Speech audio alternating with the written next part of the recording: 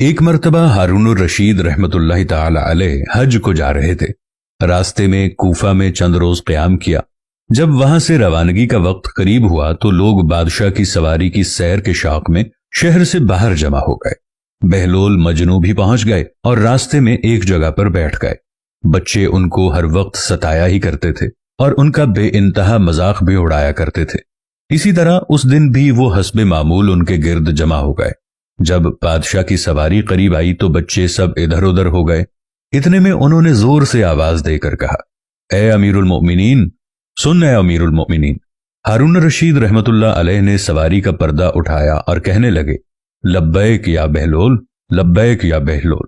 بہلول میں حاضر ہوں، بہلول میں حاضر ہوں، کہو کیا کہتے ہو۔ انہوں نے کہا، مجھ سے ایمن نے یہ حدیث بیان کی ہے کہ قدامہ رضی اللہ تعالی عنہ یہ کہتے ہیں کہ جب حضور اقدس صلی اللہ علیہ وآلہ وسلم حج کو تشریف لے جا رہے تھے تو میں نے منا میں آپ صلی اللہ علیہ وآلہ وسلم کو ایک اونٹ پر سوار دیکھا جس پر معمولی کجاوا تھا، نہ لوگوں کو سامنے سے ہٹانا تھا نہ ہٹو بچو کا شور تھا۔ امیر المؤمنین، تیرا بھی اس سفر میں تواضع سے چلنا تکبر سے چلنے سے بہتر ہے۔ ہارون الرشید رحمت اللہ تعالی علیہ یہ سن کر رونے لگے، پھر کہا، بہلول کچھ اور نصیحت کرو، اللہ تعالیٰ تم پر رحم کرے۔ بہلول نے یہ سن کر 2 شعر پڑھے جن کا ترجمہ یہ ہے کہ مان لے، تسلیم کر لے کہ تو ساری دنیا کا بادشاہ بن گیا اور ساری دنیا تیری مطیع ہو گئی۔ پھر کیا ہوا؟ کل کو تو بہرحال تیرا ٹھکانہ قبر کا گڑھا ہے، ایک ادھر سے مٹی ڈال رہا ہوگا، ایک ادھر سے مٹی ڈالتا ہوگا۔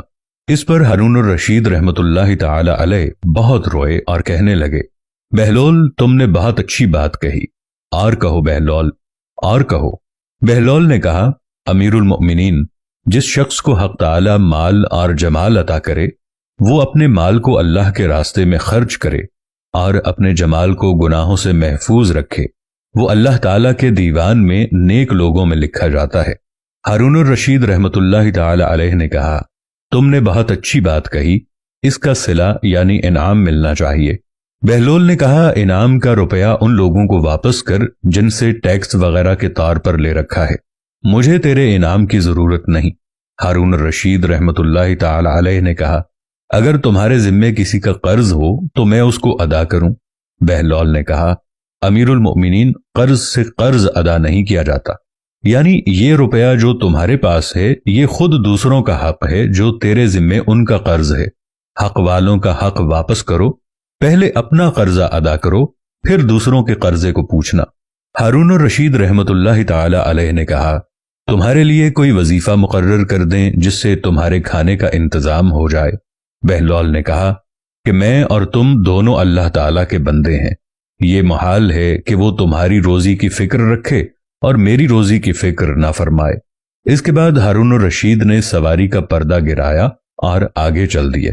اس کہانی سے ہمیں یہ سبق ملتا ہے کہ ہر شخص، چاہے وہ بادشاہ ہو یا غریب، تواضع کرنی چاہیے۔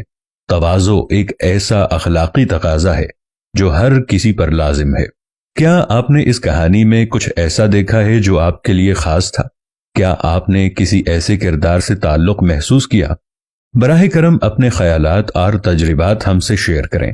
ہمیں دیکھنا چاہیے کہ آپ اس کہانی سے کیا لے کر گئے ہیں۔